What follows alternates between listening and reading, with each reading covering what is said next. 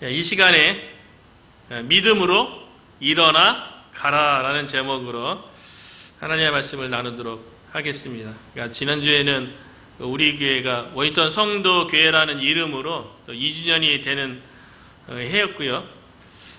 그리고 지난주 마가복음 말씀, 이 앞 단락의 말씀을 가지고 우리 교회가 존재하는 이유에 대해서 함께 은혜를 나눴는데요. 그 말씀을 배경으로 해서 오늘 단락에서 우리가 믿음으로 일어나서 가라. 하나님께서 말씀하시는 곳 그곳에 가라. 라는 그 제목을 가지고 말씀을 나누려고 하는데요. 예수님께서 이 땅에 오신 목적에 대해서 지난주에 분명히 말씀하셨어요.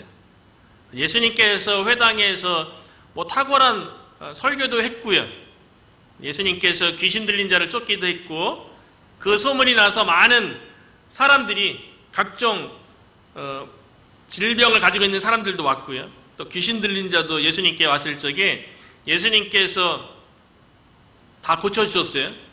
귀신도 쫓아주고요. 그리고 예수님께서 또 그 다음날 새벽에 일어나서 한적한 곳에서 기도한 이후에도 또 많은 사람들이 오는데, 그들이 바라는 것은 그들이 가지고 있는 문제에 대해서 예수님께서 해결해 주시기를 바라는 개인적인 그 유익을 바라고 많은 사람들이 예수님께 왔다는 거예요. 예수님께서 그럴 수밖에 없죠. 병자도 고치고 귀신도 쫓고 막 그러니까 그거는 예수님이 권세가 있기 때문에 그런 일들을 한다고 많은 사람들이 생각한 거죠. 그런데 그 예수님이 누구고 왜 그런 일을 했는지에 대한 관심을 얻고요. 단순히 예수님으로 인해서 자신의 문제가 해결받고 병 고침받고 귀신 들린 자는 귀신이 쫓겨나기를 바라고, 그런 개인적인 목적을 가지고 예수님께서 오시니까요. 예수님께 오니까 예수님께서 얘기했죠. 내가 이 땅에 온 것은 전도하기 위해서 왔노라. 그러면서 제자들과 더불어 다른 동네에 가자라고 지난주 그 앞 단락에서 나눴는데요. 예수님께서 가버나움을 벗어나서 다른 동네에 가서 전도하시다가 오늘 1절에 보니까 수일 후에 며칠이 지나서 다시 가버나움에 돌아왔어요. 그리고 집에 머물게 되었는데, 당연히 지난 앞단락에서 가버나움에서 집에 대한 언급은 베드로와 안드레의 집이 언급되었죠. 왜냐하면 그곳에 베드로의 장모의 열병으로 인해서 가족들이 힘들어할 때 예수님께서 장모의 열병을 고쳐줬어요. 그리고 장모가 예수님을 수종드렸어요. 예수님에게 순종하고 섬기게 되었는데, 아마 다른 동네에서 전도하다가 다시 가버나움에 돌아왔을 때 베드로의 집에 머물면서 장모의 섬김 속에 있지 않았나, 그런 생각이 되어지고요. 예수님이 다시 돌아왔다는 그 소문 때문에 또 사람들이 막 몰려드는 거예요. 그것이 2절에 보면 많은 사람이 모여서, 이번에는 더 많은 사람들이 모인 거예요. 문 앞까지도 들어설 자리가 없게 되었는데, 그 베드로의 집에 그래도 예수님에게 뭔가 도움을 얻고자 예수님의 집 안에 들어온 사람도 있었고요. 방문한 사람이 너무나도 많아서 집 밖에 우리말에 그런 말이 있죠.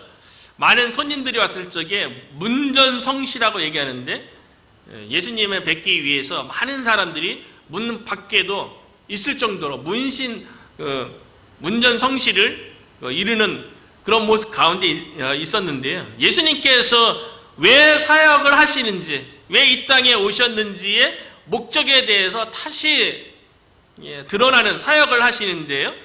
베드로의 집에서 하신 일이 무엇이냐면, 2절 마지막 표 보면 예수께서 그들에게 도를 말씀하시더니, 예수님이 공생애를 하시면서 그 공생애 모든 사람들을 위한 공적인 사역의 목적, 그러니까 예수님이 이 땅에 오신 목적은요, 도에 대해서 말씀하시기 위한 거예요.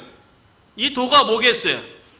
복음의 말씀, 십자가의 도에 대해서, 말씀에 대해서 나누기를 원했던 거죠. 그러니까 예수님의 관심은 누구의 병을 고치고 귀신을 쫓고 그 사람이 가지고 있는 어떤 문제에 대해서 해결해 주는 것, 이거는 다음 문제고요.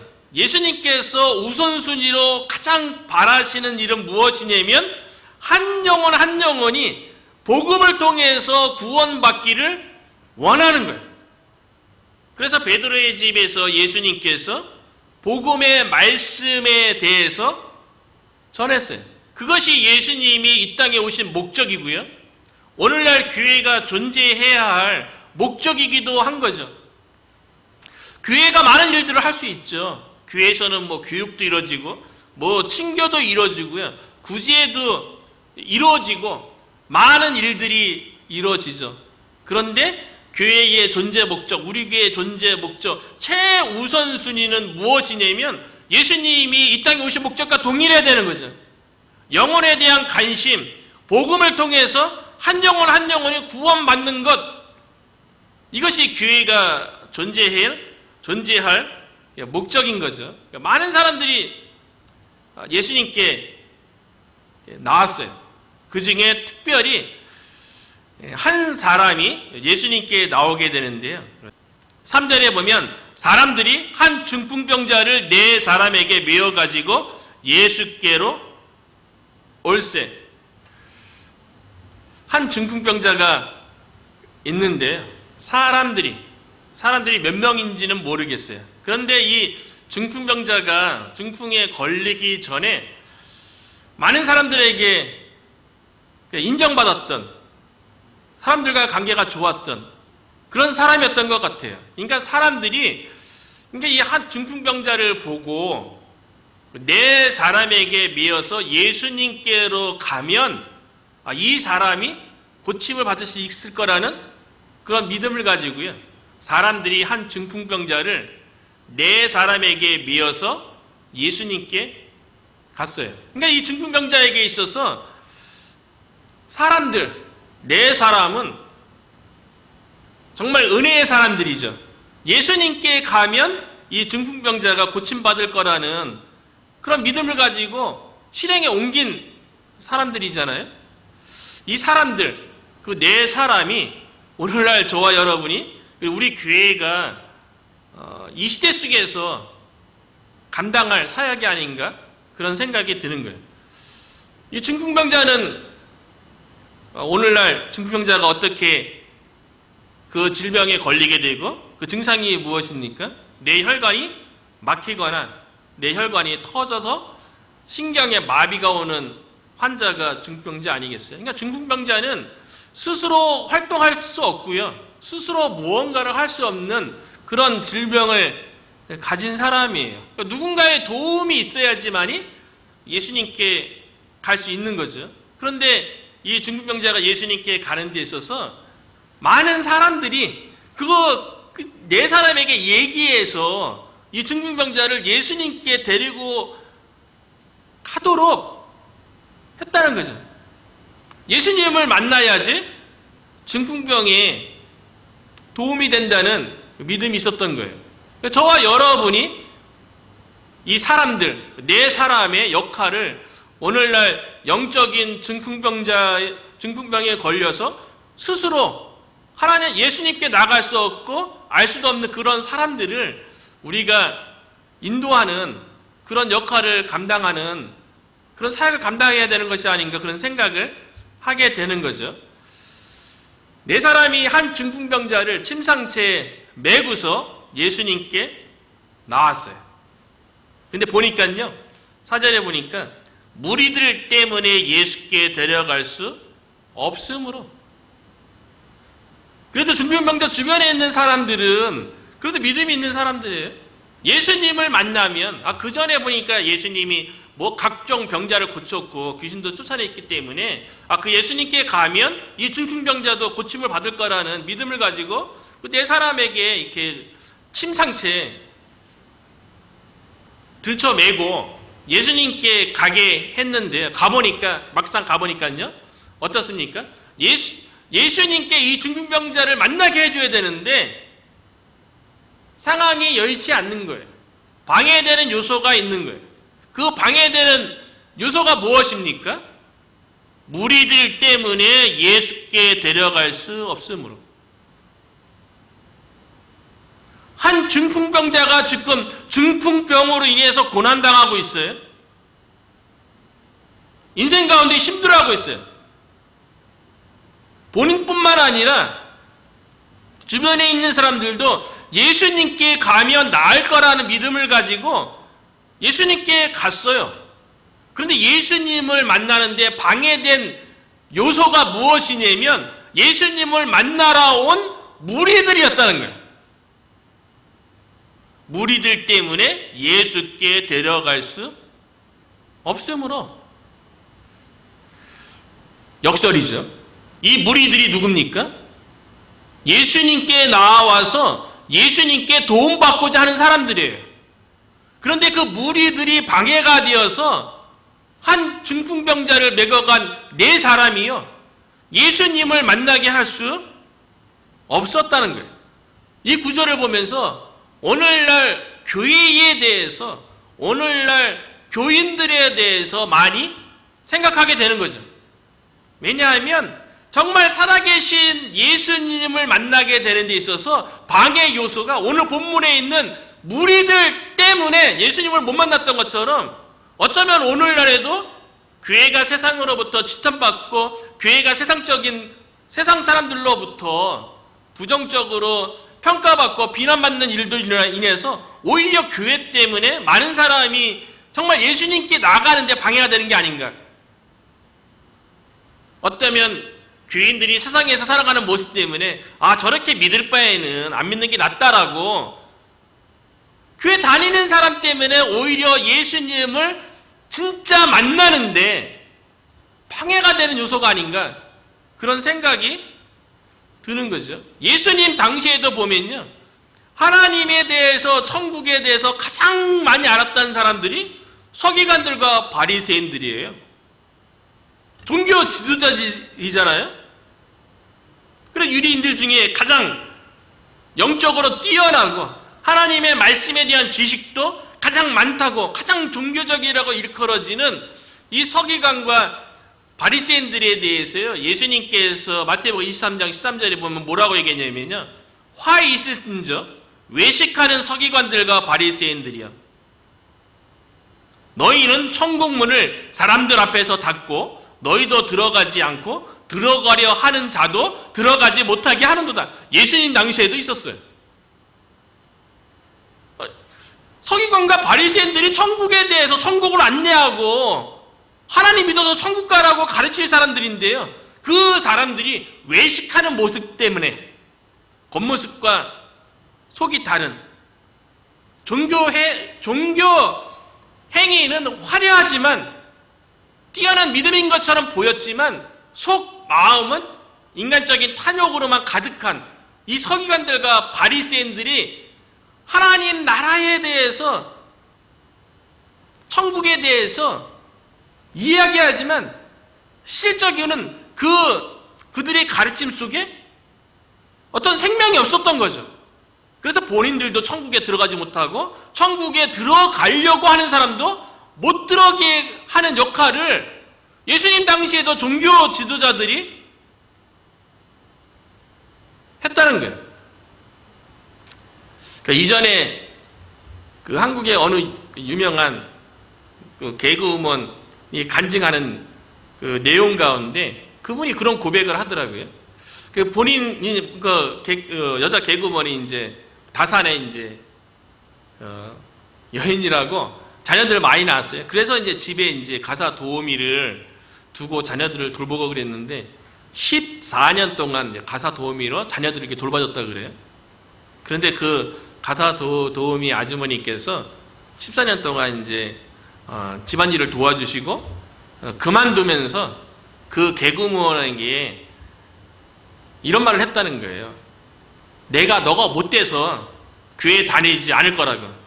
그렇게 14년 만에 간두면서 그렇게 얘기했다는 거예요. 그러니까 본인은 나름대로 교회 생활 열심히 하고 신앙생활 열심히 하고 또 뭐 여러 가지 뭐 방송 프로도 하고 막 그러는데 자신 모습 때문에 그 가서 도우미가 교회 안 나갈 거라고, 예수 안 믿을 거라고 그에게 충격받아서 자신이 얼마나 그 교만했었는지, 자기 바깥에서는 뭐 하나님에 대해서 많이 이렇게 뭐 일들을 하고 그랬지만 실제로 가까이 있는 주변 사람들에게 얼마나 무심하게 행동했는지에 대해서 뭐 철저히 뭐 회개한다면서 간증하면서 우시는 그런 장면이 떠오르는데요. 그분뿐이겠습니까? 실제로 저희 부모님도 예수님 전할 적에 친척 중에 어떤 분 때문에 그 사람처럼 믿느니 나 교회 안 다니겠다고, 오히려 믿는 사람이 교회에 나가고 예수님을 믿는데 방해되는 모습이 있는 거죠. 그런데 예수님께 나가고자 했던 이 한 중풍병자도요, 4명이 데리고 가는데 방해되는 게 무리들 때문이었다는 거예요. 무리들 때문에. 우리의 모습은 어떤지, 정말 오늘날 교회의 모습은 어떤지 많은 생각이 드는 거죠. 그럼에도 불구하고 한 중풍병자를 데리고 왔던 이 4사람이요, 그 무리들로 인한 그 방해 때문에 포기한 게 아니고요, 그 사람 때문에 인한 방해만 있겠어요? 오늘날 뭐 예수님을 만나게 하는데 방해는 너무나도 많죠. 방해거리는요, 오늘날 물질적으로 풍요로움도 있고 세상적으로 교회가 아니라 할지라도 나름대로 이렇게 개인적인 뭐 갈증을 해결한다는 여러 가지 뭐 온라인상의 온갖 뭐 정보들이 있기 때문에 그거로 뭐 만족한다고 얘기하는 사람도 있기 때문에 예수님을 만나고 예수님께 나아가는데 방해 요소들은 많이 있죠. 그런데 그 4사람은 그 방해 가운데 어떻게 했습니까? 4절 후반부에 보니까요, 그 계신 곳에 지붕을 뜯었대요. 그러니까 유대인들의 가옥 구조는 이렇게 집을 짓고 지붕이 오늘날처럼 뭐 시멘트나 뭐 스레트, 뭐 기와 이런 거보다도 나무로 얼기설기하고 거기다 흙과 집으로 메꾸는 그런 집 구조였기 때문이에요. 그리고 집 옆으로 해서 계단이 있어서 지붕으로 올라갈 수 있는 구조였기 때문에 그 문 앞에 있는 많은 사람들을 피해갔고요, 옆에 있는 계단을 통해서 지붕을 뜯었다는 거예요. 이 4사람을 보면서, 그리고 중풍병자가 누운 침대죠. 중풍병자가 누워있는 침상체에 4귀퉁이를 뭐 밧줄로 이렇게 해야 될 거 아니겠어요? 그리고 지붕 위에서 밑에서 예수님이 도를 말씀하는데 설교하고 있는 그곳에 지붕 위에서 지붕 뜯고 막 그럴 적에 막 먼지 날리고 막 그랬을 텐데 참 대단한 믿음이죠. 그러면 많이 생각할 거 아니겠어요? 우리가 사역하는데 너무나 이것저것 많이 재고 계산하는 게 많은 것 같아요. 뭐 사역하려고 그러면 만약에 오늘날 그 4사람처럼 지붕을 뜯는다 그러면 어떤 누가 그것에 대해서 신앙생활 열심히 하는 사람들도 그 4명에 대해서 뭐라고 얘기했어요? 아니 남의 집을 왜 뜯냐고, 뜯을 적에 예수님 설교하는데 방해되는 거 아니냐고 그렇게 얘기할 사람 많이 있을 거예요. 그런데 4사람은 무리들로 인한 방해뿐만 아니라요, 어떻게 했던 예수님을 만나게 하기 위해서 지붕을 뜯어요. 그럼 나중에 그 수리비도 대줘야 되잖아요. 그 4명 그 침상체에 달아 내리는 것도 쉬운 일은 아닌 거죠. 이 4명의 마음속에 그 중풍병자의 그 고통을 느끼는, 마치 선한 사마리아인이 강도 만난 자를 만났을 적에 피 흘러 죽어가는 그 사람을 보고 불쌍히 여기는 마음 때문에 자신은 자신의 일로 인해서 여행 중에 있었는데 그 시간을 들여서 그 강도 만난 자를 돌보죠. 그 자기가 가지고 있는 물품으로 피 흘려 고통당하는 그 강도 만난 자를 치료해 주고요, 또 여간에 또 맡겨서 나중에 돌아올 적에 돌봤던 그 비용에 대해서 자기가 다 지불하겠다고, 그렇게 희생을 치를 수 있었던 그 선한 사마리아인의 마음속에 있었던 것은 불쌍히 여기는 마음 아니겠어요? 그 4명의 사람도 중풍병자를 향한 불쌍히 여기는 마음 때문에 사람들을 피해서 지붕을 뜯어내는, 자신이 희생할 수 있는 그런 마음으로 중풍병자를 심상치 예수님께 달아내렸던 거죠. 우리의 마음 가운데 한 영혼을 향한 불쌍히 여기는 마음, 그들의 고통에 대해서 나의 고통으로 여기는 그런 마음 가운데 우리 가운데도 지붕을 뜯는 것과 같은 희생이 우리의 사역 속에 있기를 주님의 이름으로 축원합니다. 침상체, 예수님이 집안에서 설교하고 있는데 침상이 막 흙먼지가 막 떨어졌겠죠. 지붕을 뜯으니까요. 그리고 지붕에서 내려오는 한 사람을 봤죠. 그리고 예수님께서 이렇게 말씀하시는 거예요.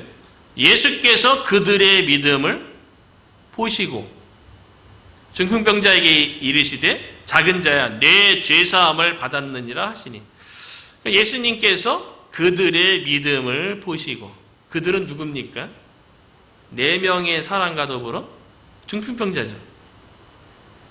4사람의 믿음만 보고 예수님께서 죄 사함을 주는 은혜를 베푼 게 아니죠.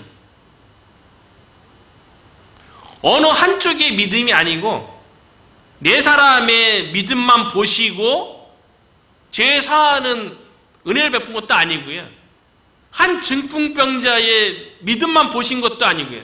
그들의 믿음을 보시고 4사람과 더불어 중풍병자의 믿음을 보시고, 그러니까 그 사람들이 4사람에게 말해서 중풍병자를 메고 예수님께 가게 하고 4사람이 지붕으로 올라가서 지붕을 뜯어서 침상체에 내리는 이 모든 과정 속에요.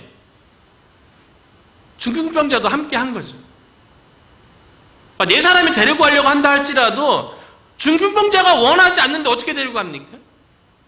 그 중풍병자가 예수님께 가고자 한다 할지라도 4사람이 데려다 주지 않으면 어떻게 갈 수 있습니까? 구원은 줄탁 동시와 같은 것 같아요. 줄탁 동시. 병아리가 그 알에서 깨어날 적에 그 계란 알 안에 있는 병아리는 안에서 바깥을 향해서 쪼죠. 그리고 어미닭은 바깥에서 안을 향해서 쪼아서 병아리와 어미가 안팎에서 쪼는 걸 통해서 병아리가 나오는 거를 줄탁 동시라고 얘기하잖아요. 같이 해야지 병아리가 세상에 나오는 것처럼요. 그러니까 구원받고자 하는 사람의 믿음도 필요한 거고요. 그래서 예수님을 찾고자 하는 믿음도 있어야 되고요. 그 사람이 움직일 수 없을 때 누군가가 움직일 수 있도록, 예수님께 나아갈 수 있도록 누군가 안내하고 누군가 도와주는 사람의 믿음이 함께 한 영혼을 구원하게 한다는 거죠. 그 중풍병자를 예수님께서 고치시는데요. 예수님이 이 땅에 오신 목적이 다시 한번 분명하게 확인되는 거예요. 예수님께서 뭐라고 얘기합니까? 이 중풍병자를 향해서 그냥 내 병에서 놓였느니라, 고침을 받았느니라 그렇게 말씀하시지 않으시고요. 예수님께서 집에서 도를 말씀하신 것과 마찬가지로, 그 목적과 마찬가지로 이 중풍병자를 향해서요, 작은 자야 내 죄사함을 받았느니라. 예수님은 한 중풍병자의 영혼 구원이 우선이라는 거예요. 교회의 존재 목적도 영혼 구원이 우선이죠. 지난주에도 얘기했지만 전통교회에는 이미 기존에 있었던 프로그램이라든가 여러 가지 행사 중심적으로 교회가 운영되어야 되기 때문에 어찌 보면 세상을 향해서 전도하고 영혼 구원을 위한 일에 집중하는데 어려움이 있죠. 2주년을 맞이하고 앞으로 좀 더 우리 교회가 영혼 구원에 대해서 좀 더 집중하고 전도에 집중하는 그 사역을 통해서 정말 하나님께서 예수님께서 이 땅에 오신 목적과 같이 우리가 영혼을 위해서 존재하는 교회로 저와 여러분이 쓰임받기를 원합니다. 그래서 예수님께서 마가복음 10장 45절에 얘기하잖아요. 인자가 온 것은 섬김을 받으려 함이 아니라 도리어 섬기려 하고 자기 목숨을 많은 사람의 대속물로 주려 함이니라. 예수님께서 많은 사람의 죄를 대신해서 희생 제물이 되기 위해서 오셨다는 거예요. 예수님의 대속의 희생 제물을 통해서 죄 사함을 주기 위해서 영원 구원을 위해서 이 땅에 오신 목적이라는 거죠. 에베소서 1장 7절에도 보면 우리는 그리스도 안에서 그의 은혜의 풍성함을 따라 그의 피로 말미암아 속량 곧 제사함을 받았느니라. 우리가 은혜로 그리스도 안에서 제사함을 받은 거죠. 이것이 예수님 오신 목적이에요. 제 용서를 주기 위해서요. 그런데 서기관들은 예수님께서 죄 사함을 통해서 중풍병자를 고치는 것에 대해서 불쾌한 거예요. 못마땅한 거예요. 왜냐하면 7절에 보니까요, 이 사람이, 지금 서기관들은 지금 앞에 서 있는 예수님을 보는 거 아니겠어요? 그런데 이 예수님이 하시는 말이 제사함을 받았느니라 그렇게 선포하는 것에 대해서 어찌 이렇게 말하는가? 신성모독이로다. 예수님이 제사함을 통해서 중풍병자 고치는 것에 대해서 신성모독으로 바라보고 있어요. 왜냐하면 오직 하나님 한 분 외에는 누가 능히 죄를 사하겠느냐? 맞죠? 구약성경에 보면 여러 희생제물을 통해서 하나님께서 죄 용서해 주셨죠. 그리고 대속죄일에 지성소에 들어가서 대제사장을 통해서 온 백성의 죄를 하나님께서 용서해 주셨죠. 하나님만이 죄를 용서하실 수 있는 거예요. 그런데 예수님께서 중풍병자를 향해서 내 죄사함을 받았느니라 그렇게 선포했다면 예수님이 하나님이라는 거죠. 그런데 서기관들은 눈에 보이는 예수님에 대해서 하나님의 권세가 있다는 것에 대해서 인정하고 싶지 않은 거예요. 그러니까 예수님께서 예수님에 대해서 의심하는 이 서기관들의 중심을 하시고 9절에 이렇게 반문하죠. 중풍병자에게 내 죄사함을 받았느니라 하는 말과 일어나 내 상을 가지고 걸어가라 하는 말 중에서 어느 것이 쉽겠느냐? 서기관들은 속으로 생각하겠죠. 일어나 상을 가지고 걸어가라. 이거는 눈에 보이는 거잖아요. 중풍병자가 치료되는 거잖아요. 이건 어려워 보이고 죄 사함을 받았느니라 이렇게 말하는 거는 눈에 안 보이잖아요. 어쩌면 서기관의 마음속에 그렇게 생각했을지도 모르겠어요. 죄 사함을 받았느니라 이게 더 쉬운 것이 아닙니까? 그렇게 얘기할 수 있죠.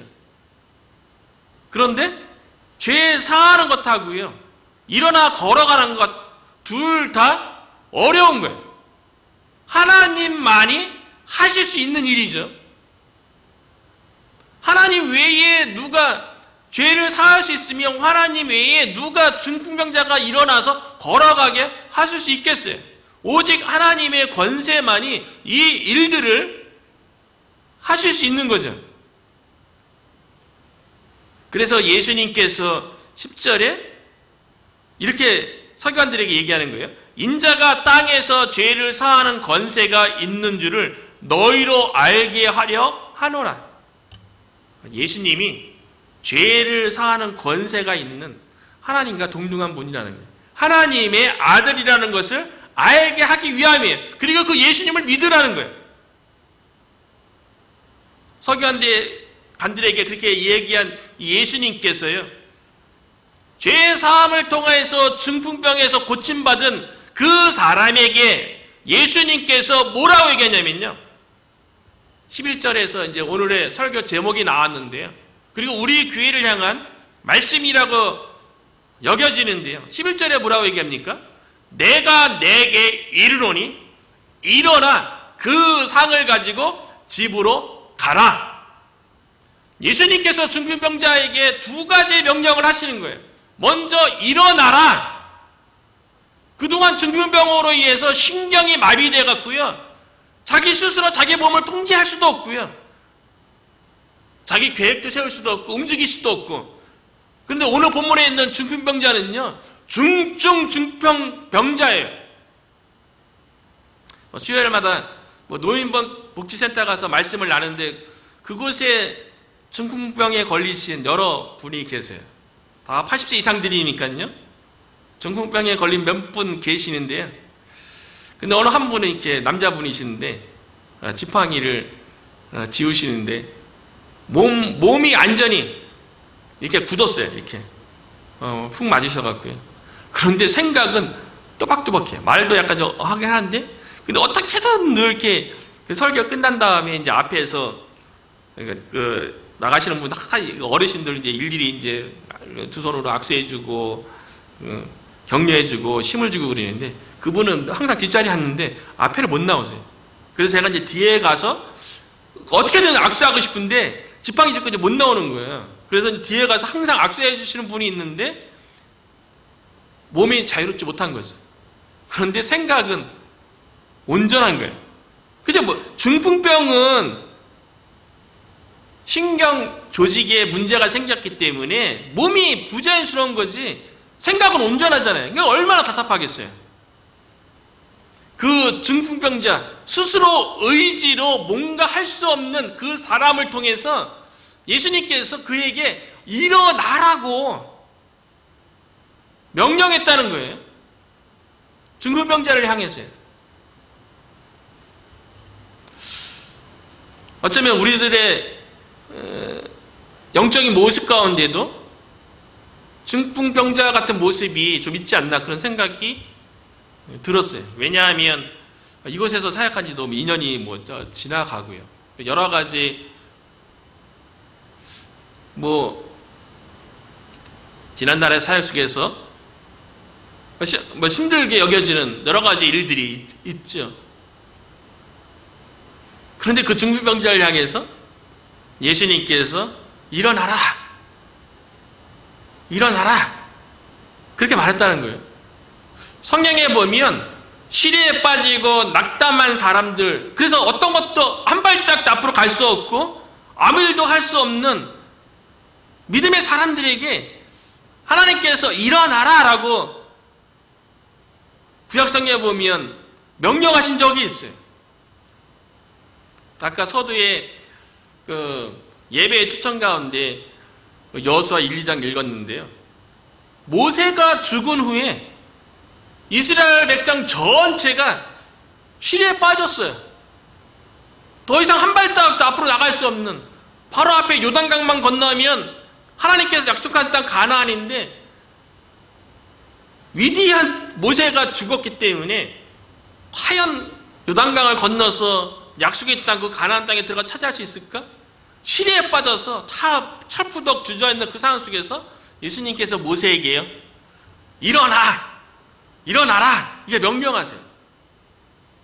그 야곱의 가족도요, 그 세겜 부족과의 관계 속에서 그 자기 디나라는 딸이 겁탈당한 것으로 인해서 아들들이 세겜 부족들의 남자들에게 할례 행하라고 하고 가서 남자들을 죽이죠. 그것 때문에 세겜 부족이 주변에 있는 이미 정착해 있는 거주민들과 함께 야곱 가족을 멸살하려 할 때에 그 위기 속에서요, 그 이야기를 들은 아들들이 세겜 부족에게 행한 그 불의한 일을 들은 야곱이 낙담하고 이러다가 우리 가족 전체가 다 멸망하게 생겼구나. 그때도 하나님께서 야곱에게 말씀하는 거예요. 일어나라 얘기하죠. 그리고 이사야에서 보면은 바벨론 포로에 잡혀가서 포로로서 뭐 할 수 있는가라고 생각하는 그 유대 민족을 향해서요, 일어나라 그렇게 명령하셨어요. 하나님께서요. 예수님께서 한 중풍병자에게 일어나라, 그리고 그 다음 명령은 뭡니까? 내 상을 가지고 집으로 가라. 집으로 가라는 거예요. 왜냐하면 그거 현장에서요, 많은 사람들이 중풍병자가 죄사함을 통해서 고침을 받고 걸어가는 모습을 통해서 그 주변에 있는 모든 사람들이 놀라고 하나님께 영광을 돌렸거든요. 중풍병자가 경험한 그 하나님의 영광을, 하나님의 은혜를 집으로 가라는 거예요. 집으로 가서 그 중풍병으로 인해서 그 가족들이 얼마나 그동안 힘들었겠어요. 가족에게 돌아가서 가족에게 하나님의 영광을 나타내는 거예요. 집으로 가라는 거예요. 여호수아에게는 약속한 땅으로 가라고 얘기했고요. 일어난 다음에 야곱에게는요, 처음 하나님을 만났던 베델로 올라가라고 얘기했고요. 바벨론 포로로 잡혀있었던 유다 백성을 향해서는요, 일어나라! 그 다음에 하나님이 주신 사명인 포로 상황이지만 빛을 발하라. 그렇게 명령하신 거죠. 설교 제목이 믿음으로 그들의 믿음을 보시고, 중풍병자가 고침을 받았어요. 그리고 일어나!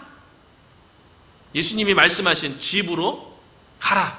예수님께서 부활하신 다음에 마지막으로 제자들에게 뭐라고 얘기합니까? 그러므로 너희는 가라.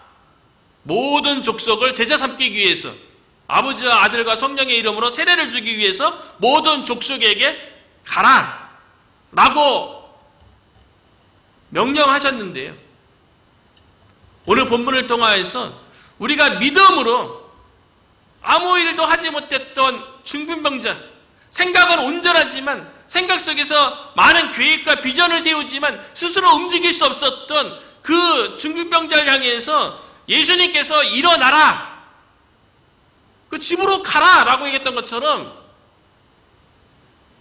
저와 여러분이 믿음으로 일어나서 하나님께서 우리 교회를 통해서 하시고자 하는 그 사명을 감당할 그곳으로, 이 몽고메리 카운티로 가서 하나님의 영광을 나타내고 우리 주변에 있는 영적 중풍병자들을 예수님께 나올 수 있도록 인도하는데 저와 여러분이 쓰임받을 수 있게 되기를 주님의 이름으로 축원합니다.